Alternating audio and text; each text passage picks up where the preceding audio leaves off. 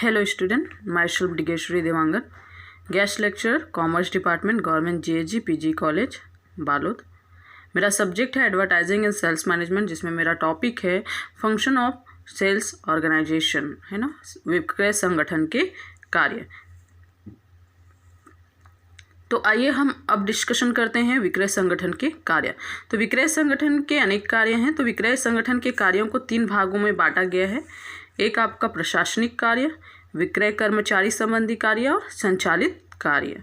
तो प्रशासनिक कार्य के अंतर्गत जो उप कार्य है वो है नियोजन संबंधी कार्य, उत्पाद संबंधी नियोजन, पूंजी संबंधी नियोजन और कार्यालय संबंधी कार्य। और विक्रय कर्मचारी संबंधी कार्य में कार्य वितरण, परीक्षणों का आयोजन, प्रशिक्षण, पदोन्नति, प्रोत्साहन, पारिश्रमिक, संप्रेषण, नियंत्रण, रिपोर्ट, समस्या समाधान। फिर संचालित कार्य में है विक्रय संबंधी विपणन संबंधी, वितरण संबंधी, व्यापारिक कार्य, विज्ञापन संबंधी, विक्रय संवर्धन संबंधी और जनसंपर्क संबंधी, निर्यात संबंधी। तो इस प्रकार जो है कार्यों को बांटा गया है। तो चले एक एक का जो है हम डिस्क्राइब करते हैं। सबसे पहले है प्रशासनिक कार्य। तो उसको बांटा गया है सबसे पहले नियोजन संबंधी कार्य। तो नियोजन संबंधी कार्य में निम्नलिखित आते हैं, जैसे विभिन्न विक्रय क्रियाओं के संबंध में योजना बनाना, विक्रय विभाग के आकार प्रकार का निर्धारण करना, गोदाम का निर्धारण करना, शाखाओं का निर्माण करना, कार्यालयों का निर्धारण करना आदि। सेकंड है विक्रय नीतियों का निर्धारण करना, जैसे विज्ञापन है, नीति है, साख नीति बनाना, वितरण नीति तैयार करना, विक्रयकर्ताओं के चयन, प्रशिक्षण, पारिश्रमिक की नीति, आदेश पूर्ति नीति, बाजार क्षेत्र नीति आदि। तीसरा है आपका शोधन संबंधी नियोजन एवं पूर्वानुमान करना। ये नियोजन संबंधी कार्य के अंतर्गत ही है। शोधन संबंधी नियोजन एवं पूर्वानुमान करना, जैसे बाजार अनुसंधान, उत्पाद अनुसंधान, उपभोक्ता अनुसंधान आदि। फिर नेक्स्ट है सूचनाओं में आंकड़ों का नियोजन करना, जैसे सांख्यिकी तथ्यों का संग्रहण, वर्गीकरण एवं विश्लेषण आदि। नेक्स्ट है उत्पाद संबंधी नियोजन। तो उत्पादन के नियोजन से संबंधित कार्य निम्न हैं, जिसमें पहला है विक्रय की मात्रा के अनुसार उत्पादन की मात्रा का नियोजन करना, उपभोक्ता की रुचि, मांग व बाजार में प्रचलित फैशन के अनुसार वस्तु की किस्म का निर्धारण करना, नए उत्पादन के संबंध में निर्णय लेना इत्यादि। ठीक है। अब पूंजी संबंधी नियोजन। पूंजी एवं कोषों के संबंध में निम्न नियोजन कार्य किए जाते हैं। पहला है विक्रय बजट का निर्माण, फिर दूसरा है विक्रय व्ययों का अनुमान व निर्धारण, विक्रय साख का नियोजन, कोषों का विनियोजन। फिर नेक्स्ट है कार्यालय संबंधी। तो कार्यालय संबंधी कार्य में जो आता है वो है कार्यालय का स्थान व कार्यों का निर्धारण करना, कार्य पद्धतियों का निर्धारण करना कि कौन कौन से कार्य जो है हमें कराना है, विक्रय साहित्य का निर्माण एवं प्रकाशन करना, ग्राहक अभिलेख नियोजन। नेक्स्ट है विक्रय गोष्ठियों व सभाओं का प्रबंध। नेक्स्ट है विक्रय कर्मचारियों के विभिन्न कार्यों का नियोजन। नेक्स्ट है विभागीय तथा क्षेत्रीय समन्वय तथा दैनिक प्रशासन। तो ये तो हो गया आपके जो है प्रशासनिक कार्य के अंतर्गत जो उप कार्य है। अब है विक्रय संबंधी कार्य। तो इसके अंतर्गत सबसे पहला है कार्य का वितरण,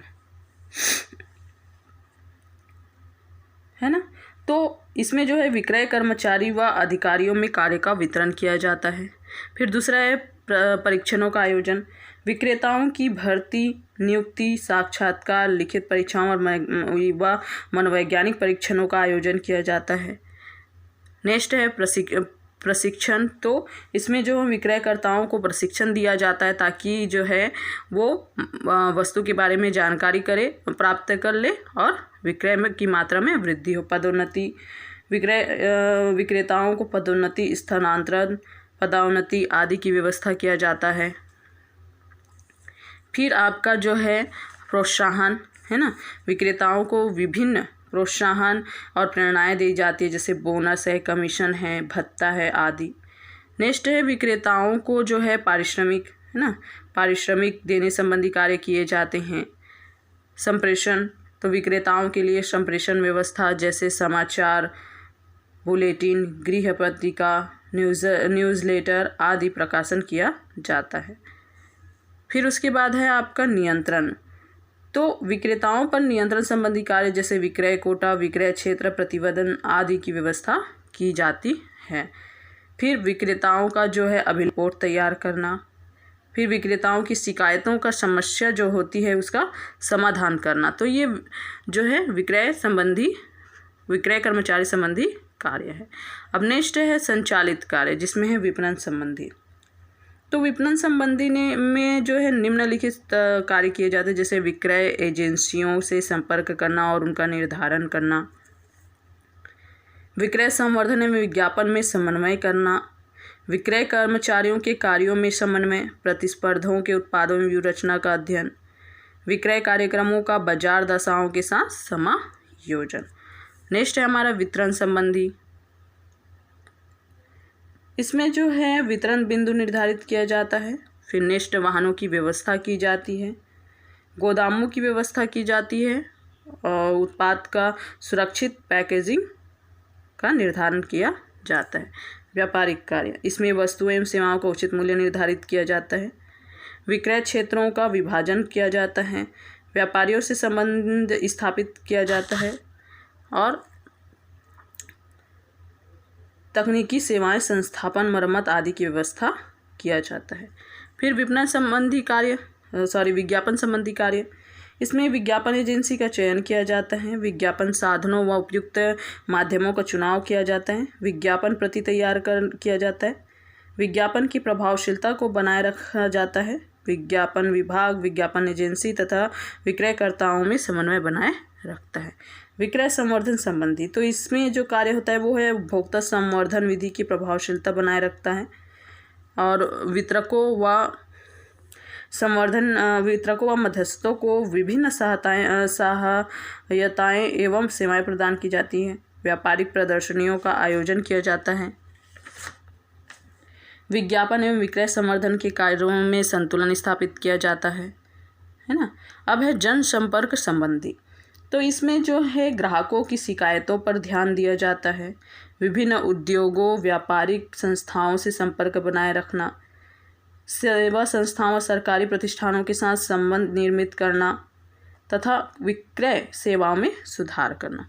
अब है निर्यात संबंधी कार्य, तो इसमें जो है विदेशी बाजारों की खोज करना जो है कार्य होता है, विदेशों से प्राप्त आदेशों की पूर्ति करना, माल के निर्यात की व्यवस्था करना, जहाजरानी व तटकर संबंधी कार्यों का प्रबंध करना, विदेशों में विज्ञापन एवं विक्रय प्रसार करना, विदेशी प्रतिस्पर्धा, उपभोक्ता की रुचि मांग आदि के बारे में अनुसंधान करना आदि।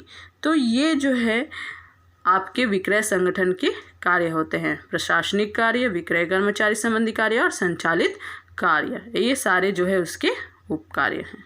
आइए अब हम डिस्कशन करते हैं एक अच्छे विक्रय संगठन के लक्षण। तो एक अच्छे विक्रय संगठन के क्या क्या लक्षण होते हैं। तो सबसे पहला है स्पष्ट उद्देश्य। तो क्या होता है स्पष्ट उद्देश्य?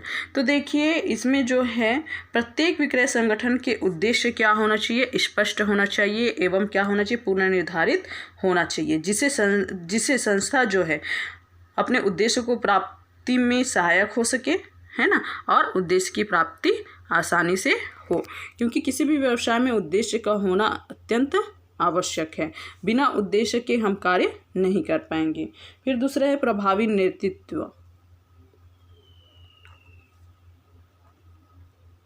प्रभावी नेतृत्व, तो विक्रय प्रबंध का नेतृत्व प्रभावशाली होना चाहिए। उच्च विक्रय अधिकारियों में दूसरों को मार्गदर्शन, प्रेरणा एवं निर्देशन प्रदान करने की क्षमता होनी चाहिए। उन्हें बदलती हुई दशाओं के अनुरूप अपनी नेतृत्व शैली में परिवर्तन करते रहना चाहिए। नेक्स्ट है स्पष्ट संबंधों का निर्धारण।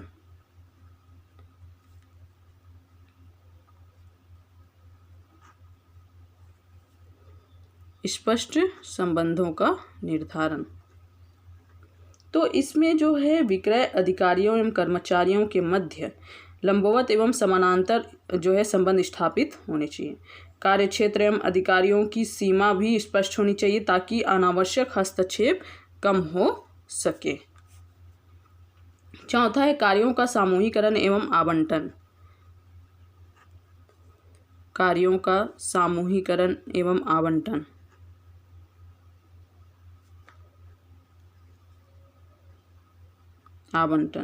तो कर्मचारियों के सामूहिकरण एवं आवंटन में जो है विक्रय संगठन के कार्यों का उचित आधारों पर स्पष्ट सामूहिकरण होना चाहिए। कार्यों का आवंटन विशिष्टीकरण एवं योग्यता के आधार पर होना चाहिए, तभी हम जो है एक संगठन को सफल बना सकते हैं, विक्रय संगठन को सफल बना सकते हैं। 5वां है निर्णय एवं क्रिया बिंदु का स्पष्टीकरण। निर्णय एवं क्रिया बिंदु का स्पष्टीकरण।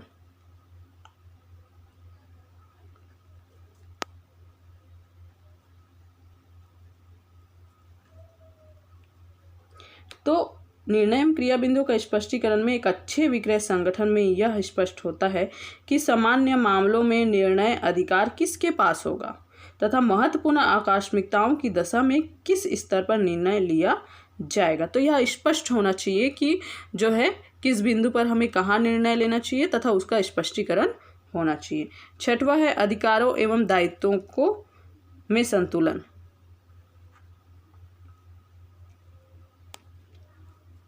अधिकारों एवं दायित्वों में संतुलन।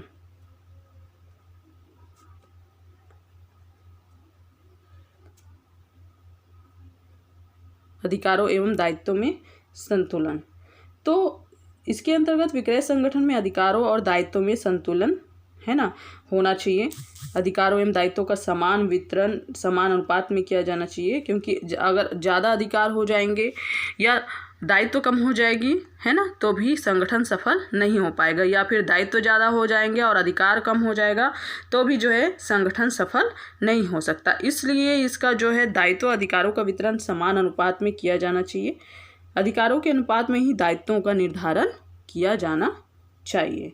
फिर नेक्स्ट है उचित नियंत्रण विस्तार। नियंत्रण विस्तार। तो उचित नियंत्रण विस्तार में विक्रय संगठन के प्रत्येक अधिकारी के नियंत्रण में कार्य करने वाले जो कर्मचारी है उनकी संख्या सीमित होनी चाहिए, ताकि हम जो है उस पर नियंत्रण रख सकें। एक विक्रय सुपरवाइजर के अधीन कार्य करने वाले विक्रेताओं की संख्या अधिक होने पर वह ठीक से उस पर नियंत्रण नहीं रख पाएगा, है ना, क्योंकि ज़्यादा संख्या में जो है और सुपरवाइजर केवल एक है ना, तो नियंत्रण रखने में उसको जो है परेशानी जाएगी और फिर उसके बाद नियंत्रण नहीं होगा तो कार्य अच्छे से नहीं होगा, और कार्य अच्छे से नहीं होगा तो विक्रय में वृद्धि नहीं हो पाएगी। फिर 8वां है कुशल संचार व्यवस्था।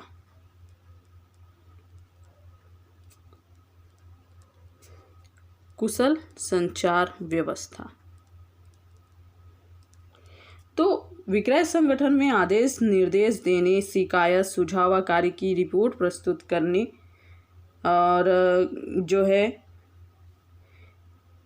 प्रस्तुत करने, आपसी विचारों का आदान प्रदान करने तथा विक्रेताओं से संपर्क स्थापित करने के लिए जो है संचार व्यवस्था सुदृढ़ होनी चाहिए, क्योंकि जब तक संचार व्यवस्था ठीक नहीं होगी तब तक जो है हम अपने कर्मचारियों से बात नहीं कर पाएंगे, अपनी जो आदेश निर्देश नहीं पहुंचा पाएंगे, है ना, जिससे हमारी कार्य में रुकावट होगी और अभी हमारे जो विक्रय मात्रा है उसमें क्या हो जाएगी, कमी हो जाएगी। फिर 9वां है संगठनात्मक संतुलन।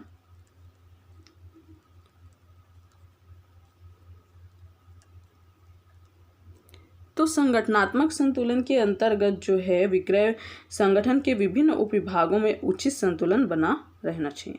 किसी एक इकाई विशेष को अनावश्यक महत्व नहीं देना चाहिए, है ना, संगठन में संतुलन बनाना चाहिए और जो व्यक्ति जिस योग्यता के जो है और विशिष्टीकृत है उसके अनुसार उसको कार्य का विभाजन करना चाहिए। 10वां है लोचशीलता।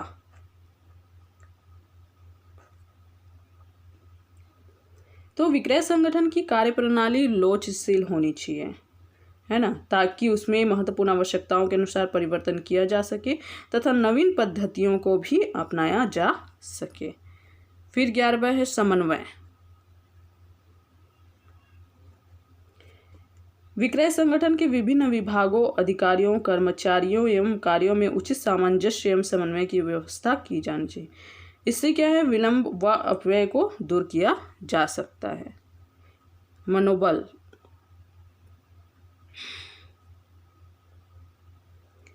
श्रेष्ठ विक्रय संगठन का एक महत्वपूर्ण लक्षण उसके कर्मचारियों व सदस्यों के मनोबल को ऊंचा बनाए रखना है। इससे विक्रेता स्वतः ही उत्साहपूर्वक कार्य करते हैं। 13वां है पर्याप्त साधन।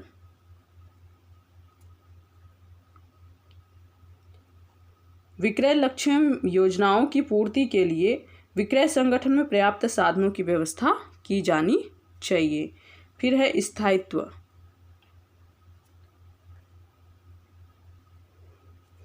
तो स्थायित्व जो है स्टेबिलिटी, विक्रय संगठन में दीर्घ काल तक संस्था के लक्ष्यों की प्राप्ति का गुण होना चाहिए। इसमें आगामी कई वर्षों तक होने वाले परिवर्तनों के साथ समायोजन करने की क्षमता होनी चाहिए। 15 है सरलता। तो विक्रय संगठन की संरचना समझने व क्रियान्वित करने की दृष्टि से सरल एवं क्या होना चाहिए, स्पष्ट होनी चाहिए, क्योंकि वो जो है आसानी से समझ में आ सके, है ना। जो विक्रयकर्ताएं होती हैं, कर्मचारी अधिकारी जो है, उनको कोई भी चीज़ जो है संगठन की जो संरचना होगी वो आसानी से क्या हो, समझ में आ जाए, ताकि क्रियान्वित जो है सही प्रकार से किया जा सके। लोगों को समझ आने से, स्पष्ट होने से कार्य जो है सफल होता है ना। चूँकि ये विक्रय संबंधी है ना, विक्रय संबंधी संगठन। विक्रय करने के लिए, वस्तु का विक्रय करने के लिए क्या बनाया जाता है, संगठन। तो बहुत ही सरल और जो है स्पष्ट होना चाहिए क्या, विक्रय संगठन की संरचना और उनका जो क्रियान्वयन करने का तरीका। Thank you.